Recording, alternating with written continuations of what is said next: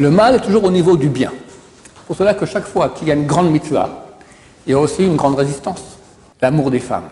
Oh, il n'y a que ça. Il n'y a que ça. Il n'y a que ça. Tu ouvres la radio, qu'est-ce que tu entends? Que ça. Le SRA se bat sur ça. C'est la clé de presque tout.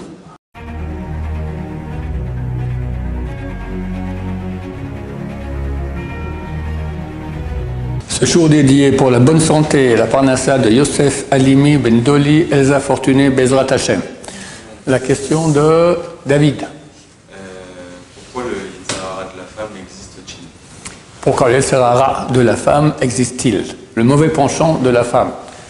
Si je comprends bien, tu veux dire pourquoi est-ce que les hommes ont tellement d'attirance pour les femmes? C'est ça la question. La première mitzvah qu'il y a dans la Torah, qui concerne toute l'humanité, pour vous. Fructifiez-vous et multipliez-vous. Celui qui fait pas cette mitzvah n'a pas part au Olam Haba, n'a pas droit au monde à venir. C'est très grave. Dieu veut que l'espèce humaine continue à être présente sur Terre. Et pour cela, il faut que l'homme s'unisse avec la femme et fasse des enfants. Maintenant, sans pulsion qui va dans ce sens, jamais personne ne ferait cela. Rien de plus affreux. Et essayez d'imaginer maintenant qu'il n'y a aucune pulsion dans ce sens. Burke, d'accord, c'est quelque chose de très étranger. S'il n'y a pas de pulsion.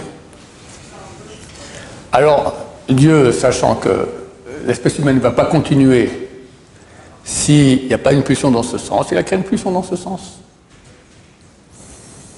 Et cette pulsion, elle est extrêmement sainte. Parce qu'elle permet, c'est écrit qu'en Égypte, les Bnei Israël, ils étaient tellement fourbus à cause de l'esclavage qu'ils n'avaient pas de relation avec leurs femmes. Le peuple juif risquait de disparaître. Alors les femmes venaient avec un miroir au travail, dans les champs, et se regardaient avec leur mari dans le miroir, et je suis plus belle que toi, elles font comme ci, comme ça, tout ça. Hop, ça réveillait les envies des maris, et là-bas ils avaient dans les champs des relations, dans une crevasse, pas devant tout le monde, et c'est des enfants, etc. Et mon cher Rabbeinu, lorsqu'il a créé le sanctuaire, il fallait faire l'autel, qui est fait de cuivre. Les miroirs étaient faits de cuivre. Il n'a pas voulu prendre les miroirs pour les mettre sur l'autel. Il a dit ça, c'est un truc de Yetzirara, un truc de bonne femme, de relation, c'est pas beau. Il lui a dit, tu prends ces miroirs, avec ça, tu fais l'autel du sanctuaire. C'est grâce à ça que le peuple d'Israël existe. Donc cette pulsion, elle est sainte. Alors elle est sainte quand? Elle est sainte quand elle est dirigée vers le bon escient. J'ai une femme qui est ma femme, nous sommes mariés comme il faut, elle est pure dans ses périodes de pureté, elle a été au mikvé, etc. Alors c'est tout à fait, il y a une mitzvah de la Torah d'avoir une relation ensemble. Une des 613 mitzvot de la Torah, c'est avoir une relation avec sa femme. D'accord? Pas une. Il y a un rythme. D'accord? On appelle cela. Donc c'est kadosh. C'est kadosh. C'est pas assouvir des besoins animaux. C'est kadosh. Et pour que ça marche, il faut qu'il y ait du Yetzirara, il faut qu'il y ait une pulsion. Sinon, l'organe de l'homme, il ne va pas se mettre en érection, c'est pas possible s'il n'est pas attiré. Donc il fallait créer une attirance. Un jour, j'ai fait du cheval, ça m'arrive, très rarement. Et il y a deux chevaux qui commencent à s'exciter l'un contre l'autre. Alors il m'a dit, le prof là-bas, ouais, il y a un masculin et un féminin. Et elle va devant lui et il devient fou à cause de ça. Alors, je regarde la jument, bon, franchement, il n'y a rien d'excitant. Je n'arrive pas à comprendre comment le cheval, il est sexy qu'à cause d'une jument, que franchement, il n'y a rien à voir. Alors, la réponse c'est quoi? Je ne suis pas un cheval. Le cheval, quand il regarde l'homme qui a le SRA des femmes, il voit comment il est attiré par une femme, il se dit, qu'est-ce qu'il est? Il n'est pas net, d'accord? C'est complètement irrationnel. C'est irrationnel d'être attiré par une femme, c'est irrationnel. Dieu a créé cette pulsion irrationnelle parce qu'il veut qu'il y ait une continuité de l'espèce, qu'on donne la vie, et c'est quelque chose de kadosh. Mais, il faut savoir, plus une chose elle est kadosh, plus Dieu a créé c'est écrit qu'il a créé le mal exactement en fonction du bien, à égalité. Si, lorsque il y avait à l'époque en Espagne un juif qui se convertit au christianisme et qui a demandé au roi de faire une dispute publique pour attaquer le Talmud. Et qu'il y a un des grands rabbins juifs qui viennent s'expliquer. Le roi a demandé au Ramban, Nachmani, de venir. Et ils ont fait un débat public. Nachmani a dit au roi, j'accepte, mais à condition que je peux dire tout ce que je veux. Je ne vais pas être après sanctionné, parce que je ne vais pas me gêner de dire ce que je pense sur la chrétienté. Le roi a dit, tu as ma parole, c'est bon.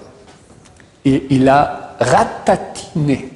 Le Rambam, c'était un géant de Torah phénoménal, grand kabbaliste aussi, énorme. Il a ratatiné devant les curés, devant les évêques, devant tout le monde.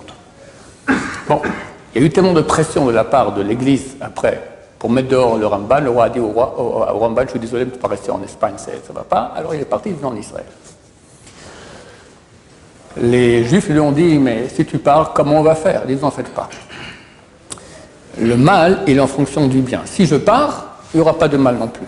C'est toujours en fonction. Si moi je suis là, il y aura quelqu'un qui est au niveau contre. Si je ne suis pas là, il n'y aura personne.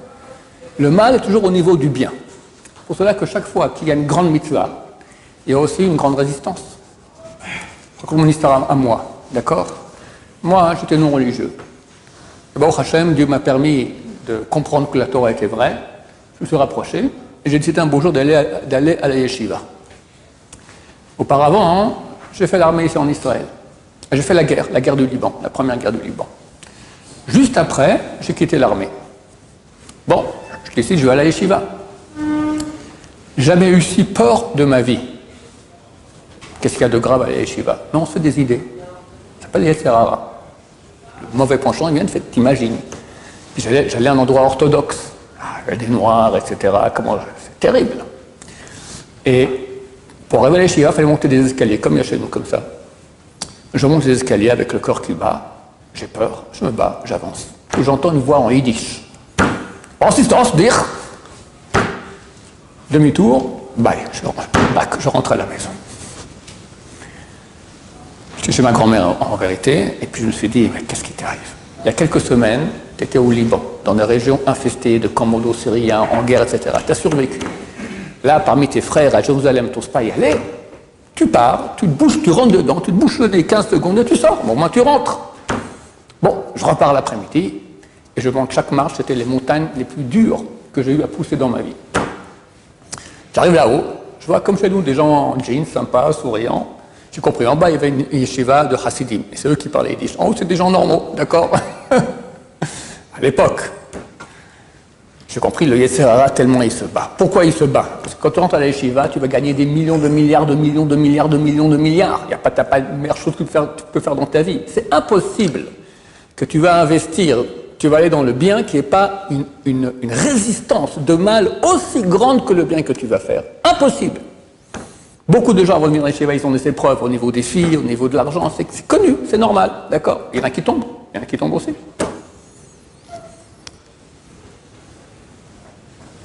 Donc, quand on parle maintenant de l'union de l'homme et la femme, pas seulement le fait d'amener des enfants, mais l'union dans la relation, c'est quelque chose d'extrêmement sain. C'est une union vraiment.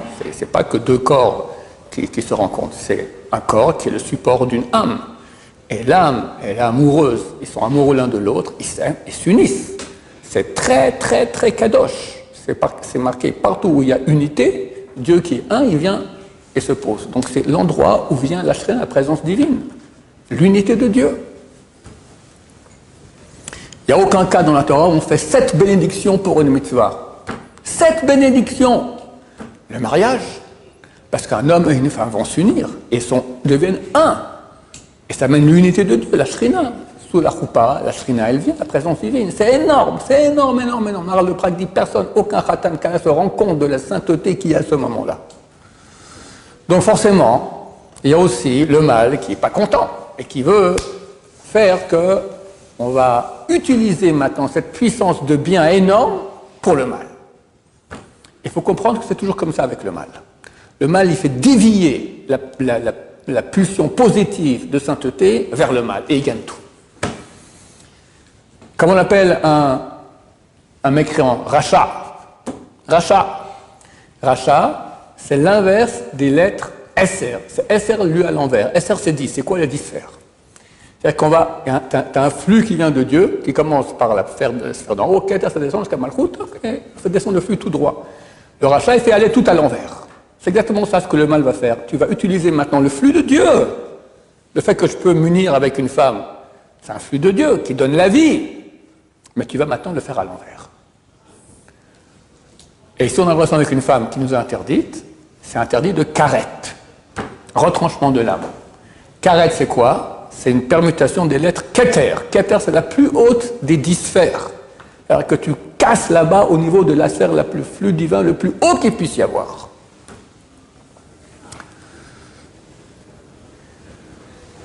Le péché, en hébreu on dit ça pécha. Le français vient de l'hébreu, comme tout le monde le sait. Pécha. Pécha, ce sont les lettres du mot shefa à l'envers. C'est quoi shefa? Flux de Dieu, flux d'abondance. De nouveau, tu le prends, mais à l'envers. Il y a encore d'autres termes, j'ai oublié. Tous vont dans la même veine, disant que tu prends le flux et tu le fais aller à l'envers. Mais vu que c'est le flux le plus grand qu'il y a, alors ça fait le péché le plus grave qu'il y a. Tu verras qu'aujourd'hui, le Sahara se déchaîne. Se déchaîne, c'est bientôt la fin. Il n'a vraiment pas beaucoup de temps à vivre. Donc lui, mais il sait de marquer les derniers points. Dans quoi? Il a envoyé une frénésie d'amour du porc et du jambon dans le monde entier. Non, pas tellement. Un amour des fruits de mer. Bon, ouais, bon, pas tellement. L'amour de l'idolâtrie. Pas tellement. L'amour des femmes. Oh, il n'y a que ça. Il n'y a que ça. Il n'y a que ça. Tu ouvres la radio, qu'est-ce que tu entends? Que ça. Baruch Hashem, tu as un seul pays au monde où à la radio on chante Dieu. Israël. Il y a un chanteur français en Israël, Shai Ribo, qui il a reçu le prix du chanteur le plus écouté en Israël, qui a écrit des chansons que sur Dieu, que sur la Torah. Une fois le journaliste lui a demandé pourquoi vous faites ça, il dit Dieu m'a donné un don, je le remercie. Toute la jeunesse, vous étiez jeune aussi, vous êtes encore jeune. D'accord? Un jeune qui n'est pas religieux, qu'est-ce qu'il a dans sa vie? La musique. Et pour lui, le chanteur, c'est ou le bon Dieu ou le fils du bon Dieu. D'accord? Tu as Dieu, Moshe Rabbeinu ou le chanteur. Et des fois, le chanteur, il est plus haut que Moshe Rabbeinu. Et là, le chanteur, il lui dit Torah, Shabbat, Dieu. Et tu as des centaines de milliers de jeunes qui chantent cela en Israël. Dans le monde, qu'est-ce qu'on chante? Je t'ai vu, tu m'as vu, on s'est vu, et on comprend la suite. Dans toutes les langues, dans toutes les façons de faire. Le SRA se bat sur ça. 1,5 milliard de connexions porno par jour. 1% des enfants de 6 ans qui ont déjà vu du porno. 6 ans! Pourquoi le SRA met tellement d'accent là-dedans? Parce qu'il sait qu'il a beaucoup plus à gagner. C'est comme à la guerre. On est au front. Attends, je vois un général et je vois un soldat simple, ennemi. Sur qui je vais tirer? Sur le général. Les relations sexuelles, l'envie des femmes, c'est le général. C'est le top de la sainteté. On va prendre ça et l'inverser, aller dans la touma, dans le mal. Le porc, ça va, mais c'est gentil. Les fruits de mer, ça va, mais c'est gentil, c'est les soldats simples. Le SRA se bat là-dessus. C'est donc une pulsion très très puissante. Et celui qui se retient, il reçoit le statut de tzaddik. C'est la base de tout. Celui qui se retient à ce niveau-là, alors il devient roi. Tu vois que Yosef, c'est donc ce qu'on appelle Yosef Hatzadik, s'est retenu d'une relation sexuelle interdite et est devenu le roi d'Égypte. Parce que quand tu arrives à être roi sur toi-même, tu pourras être roi aussi sur d'autres gens. D'accord? Ça te donne une puissance. Alors, ce n'est pas que forcément chacun qui s'est retenu de faire des péchés, il va devenir président de la République, mais il sera très honoré par les gens, parce que les gens sentent quelque part que c'est un homme qui se retient. Les animaux, Daniel, Il a été jeté par Nabuchodonosor dans la fosse aux lions. Et le roi a été obligé de le faire parce qu'il a eu des conseillers qui l'ont fait un grand-père, ils l'ont pressurisé dans ce sens-là. Il a fait, mais lui, il aimait beaucoup Daniel. Il vient le lendemain matin, il appelle Daniel, il voit que Daniel répond. Il y a tous les lions sont à côté de lui, comme ça, tout gentil. Comment il a fait? Il a levé sa djellaba, il a montré son organe. Les animaux, et ça a beaucoup d'histoires avec des sadiques comme ça. Les animaux, ils sont animaux, d'accord? Si tu mets un cheval avec une jument, ben, il a envie de la jument. Tu mets un lion avec une lionne, il a envie de la lionne. Voir quelqu'un qui se retient à ce niveau-là, c'est plus animal, c'est déjà divin. Et il respecte ça. Les animaux, tu montes ton organe qui est propre, l'animal, il fait salam alek devant toi. C'est dur. On te demande maintenant de dépasser ta condition de devenir un être divin. Mais c'est la clé de presque tout. Celui qui tombe là-dedans, alors c'est pire que tout. Et c'est des réparations terribles. On peut dire que toute la souffrance du monde vient presque uniquement à cause de ça, des péchés sexuels, dont Zera al-Batala aussi.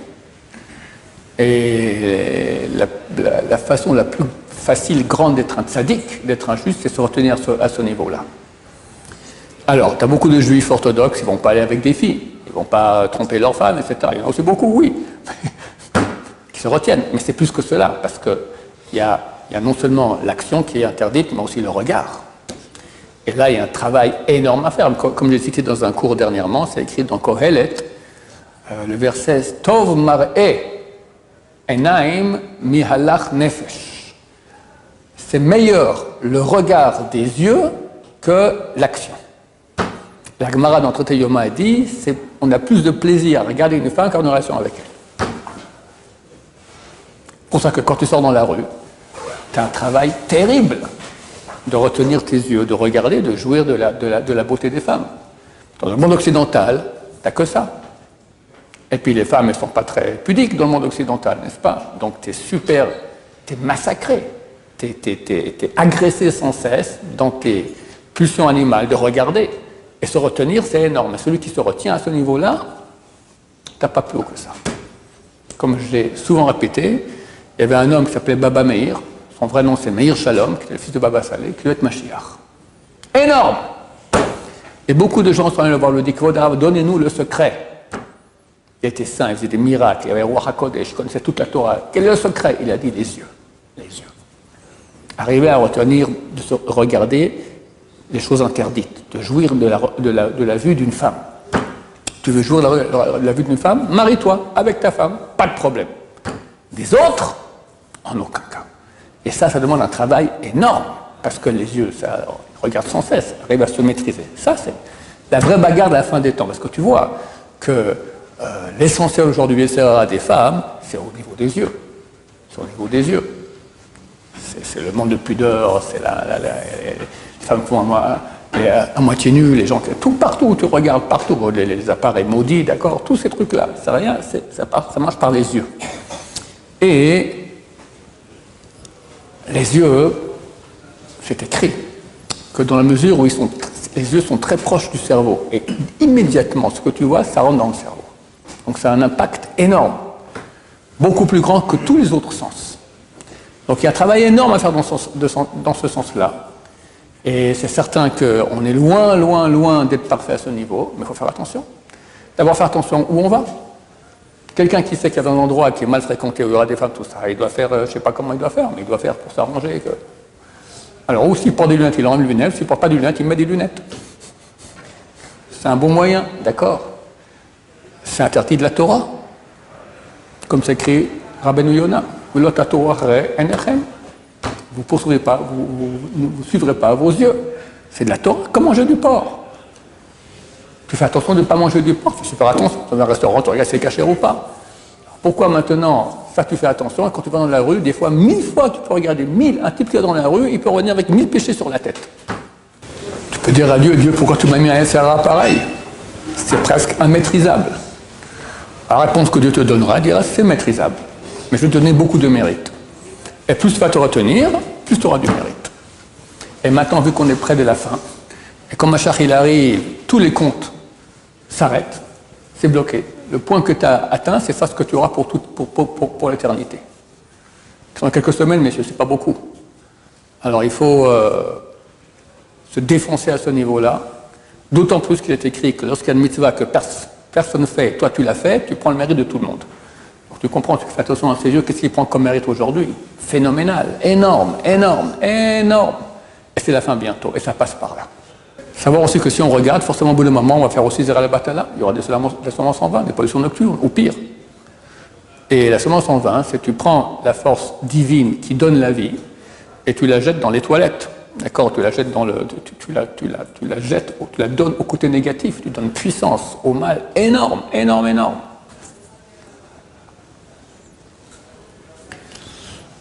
Yaakov Avinu, à la fin de sa vie, il réunit ses enfants pour les bénir. Et il veut leur dire, il dit, venez et je vais vous raconter ce qui va se passer à la fin des temps. Et vous leur dévoilez la fin des temps, c'est quand la date? Bon, nous on sait que c'est bientôt, merci Hachem. À l'époque c'était il y a 3300, peut-être plus, il y a 3000, au moins 3500 ans. C'était très éloigné, il n'a pas dit. Rabbeinu Hari, l'auteur de la Kabbalah, il dit, la terminologie qu'a employée Yaakov Avinu, il a dit, je vais vous dire, Maïkre Baharit Ayamim. Qu'est-ce qui va se passer à la fin des temps? Le mot Ikre, c'est les lettres Keri. Keri, c'est semence en vain. Et dire Rabbeinu Hari à 500 ans, la pulsion de mal la plus puissante qu'il y aura à cette époque avant que Mashiach vienne, ça sera ça. Donc on sait où on est. Et Dieu nous a choisi nous pour nous battre avec cela, et on peut. Grâce à l'étude de Torah, grâce à la prière, et grâce au fait de faire attention à ses yeux, on peut se sanctifier et on gagne tout Bezrat Hashem. Baruch Adonai, l'olam, amen ve amen.